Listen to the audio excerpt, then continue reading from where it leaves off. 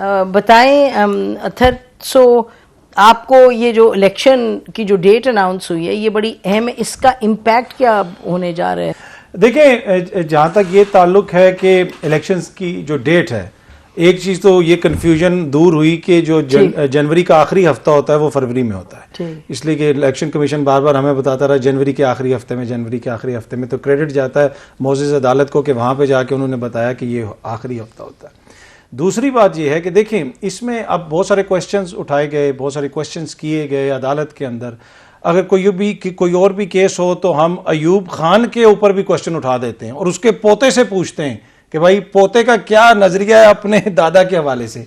तो भाई जो लोग इस वक्त जो है आइन के साथ जो कुछ कर रहे हैं उनका भी तो पूछ लेना कि ये इन्होंने क्या किया, क्यों नहीं किया, किसने रुकावट डाली, किसने इंतखाबात नहीं होने दिए, ठीक है, किसने अदालतों का फैसला नहीं माना, वो कौन लोग थे जो टीवी पे आके कहते थे रूलिंग कोलेशन में, जो जिनके पास वुज़रा के पोर्टफोलियो थे और वो टीवी पे बैठ के कहते थे फिर आप करवा लें इलेक्शन, दे दें आप फैसला, उनका भी जिक्र हो जाता तो बेहतर नहीं था कि ये फैसले में आ जाता कि जनाब ये मोज़ेज़ शख्सियात थी जो टीवी पे बैठ के कहती थी कि फॉरगेट अबाउट आइन, फॉरगेट अबाउट सुप्रीम कोर्ट, फिर आप करवा लें इलेक्शन।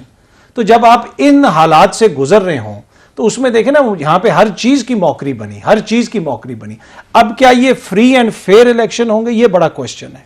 फेयर तो ये नहीं है, ये फेयर इलेक्शन नहीं है, इसलिए कि मुझे फेयर डील नहीं मिली। मेरा आइन मुझे कहता है तो मैं 90 रोज में इंतखाबात दूंगा, तो where is the fairness? Why would I have to कि मैं वेट करूं कि 13 महीने के लिए वोट डालने के लिए? तो ये किसी सूरत में भी फेयर इलेक्शन नहीं है। अब आगे ये क्या फ्री हैं? इस वक्त कितनी जमातें ऐसी हैं जिनको फ्री तरीके से अपनी पॉलिटिकल एक्टिविटी करने की इजाजत है? आप जरदारी साहब की बात सुन लें, आप नदीम अफजल चंद साहब की बात सुन लें, आप पीपल्स पार्टी के दीगर रहनुमाओं की बात सुन लें, आप पीटीआई वालों की बात सुन लें, उनमें कहीं पे आपको नजर आ रहा है कि वो तो देख ही लें तो काफी वो ये कह रहे हैं कि जनाब हमारे लिए तो लेवल प्लेइंग फील्ड नहीं है।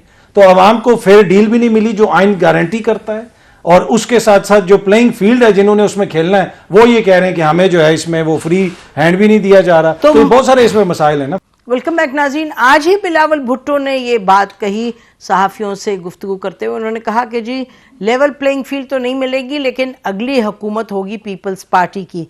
अच्छा मज़हर, ये आप बताइएगा, अभी अथर कह रहे थे बड़ी क्लियरली कि फेयर तो किसी फ्री तो बिल्कुल नहीं होगा इलेक्शन। आप एक तो बिलावल की अभी जो स्टेटमेंट हमने बताई जिसका जिक्र किया, और दूसरा आप अपना बताइएगा तज्जिया। आपको लगता है कि अब से लेके फरवरी इलेक्शन तक कुछ हालात ऐसे बनेंगे कि पॉलिटिकल पार्टीज को लगेगा कि इट्स अ फ्री इलेक्शन? देखिए नसीम, पहले तो आसिफ अली जरदारी साहब और बिलावल भुट्टो ये बताएं कि पीपल्स पार्टी क्यों समझ रही है कि लेवल प्लेइंग फील्ड उनके लिए नहीं है। पीटीआई की बात नहीं कर रहा मैं, पीपल्स पार्टी, वो कौन से अवामिल हैं जिसकी वजह से वो ये बात कह रहे हैं? इलेक्शन में ताखीर में उनका भी हाथ है, क्योंकि वो सीसीआई मरदमशुमारी की सेंसस की नोटिफिकेशन के बाद ही तो कंफ्यूजन क्रिएट हुआ, और पंजाब और केपी के जो असेंबलियां डिसॉल्व हुई थी उस वक्त पीपल्स पार्टी ने डिमांड की थी कि 90 रोज में इलेक्शन हो जाए, नहीं की थी पीपल्स पार्टी ने उस वक्त भी। तो पीपल्स पार्टी का ये आर्गुमेंट कमजोर है।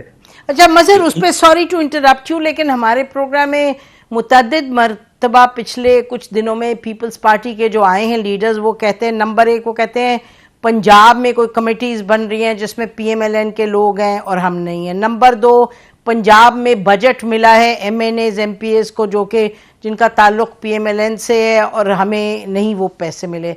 फिर उन्होंने कहा कि हमने बड़ा काम किया था बाप पर और साउथ पंजाब में, और फिर ये खुर्शीद शाह साहब ने ये ऑन रिकॉर्ड कहा कि उनको फिर कह दिया गया, उनसे कहा गया कि आप पीएमएलएन को ज्वाइन करें। तो हमने पूछा किसने कहा, तो उन्होंने कहा आपको पता है कौन कहता है। तो ये बड़ी स्पेसिफिक बात करते हैं आके जब शिकायत करते हैं। देखिए इसका मतलब मैंने अभी खुर्शीद शाह साहब का 25 मिनट का सखर लिटरेचर फेस्टिवल में 1-on-1 हुआ था उनके साथ, और ये बहुत से सवालात उनसे किए गए थे। इसमें हो सकता है पीपल्स पार्टी जो कह रही है कि उन पर दबाव था पीएमएलएन ज्वाइन करने का, वो वैसे भी खुर्शीद शाह साहब पीपल्स पार्टी की क़यादत में कुछ मसले मसाइल चल रहे हैं। लेकिन अगेन मेरी इत्तला ये है कि ये सारा जो चेंज ऑफ हार्ट है बिटवीन पीपल्स पार्टी PMLN, वो हुआ ही पंजाब के मसले पे है, जरदारी साहब और नवाज शरीफ साहब के दरमियान। और वो जो मुलाकात थी दुबई में, वो नाखुशगवार माहौल में ख़त्म हुई और उसके बाद से ये मामलात जो हैं ये बिगड़ने शुरू हो गए और पीपल्स पार्टी ने एक डिफरेंट पोजीशन ली। वरना 16 महीने तो साथ बड़ी अच्छी तरीके से दोनों ने गुजारे हैं। बिलावल भुट्टो ने पता नहीं कितने दौरे कर डाले एज ए फॉरेन मिनिस्टर, और शहबाज शरीफ साहब आज इतने अरसे बाद जरदारी साहब ये कह रहे हैं कि शहबाज शरीफ को मैंने वजीर आजम बनाया था लेकिन वो डिलीवर नहीं कर सकते। तो भाई बीच पूरे 16 महीने तो आपने गुजार लिए उनके साथ। तो ये जो आर्गुमेंट है ये वीक है। हाँ, फ्री एंड फेयर इलेक्शन इस मुल्क में पहले भी नहीं, जैसे 2018 के इलेक्शन हुए थे वैसे ही 2024 के इलेक्शन होंगे। सिर्फ यहाँ किरदार तब्दील होते हैं, जमातें तब्दील होती हैं, लेकिन लेवल प्लेइंग फील्ड कहीं ना कहीं किसी ना किसी के साथ ज्यादती होती है। सबको फ्री एंड फेयर चांस नहीं मिलता। ये यहाँ हुआ है और सिर्फ इन जमातों के साथ नहीं। कराची में तो MQM का हशर नशर कर दिया आपने इतने सालों में, उस पर कभी किसी ने कोई आवाज़ नहीं उठाई कि MQM के साथ क्या कुछ नहीं हुआ यहाँ। तो यहाँ ये प्रॉब्लम्स रही है और रही है कि इस वक्त PTI के साथ क्या होता है। एक चीज़ ये कि क्या कोई अपॉर्चुनिटी मिलेगी, अगर नहीं मिलेगी तो क्या PTI को अपॉर्चुनिटी मिलेगी कि वो बल्ले के सिंबल के साथ इलेक्शन में जा सकें। अगर तो काफी हद तक PTI का वो गिला जो है वो नहीं रहेगा उस हद तक। अलबत्ता वो जरूर है कि इसमें बिल्कुल, तो level playing field, free and fair elections तो इस मुल्क में जैसे होते रहे उसी तरह के होंगे। नुसरत, या उससे फर्क होंगे इस दफा?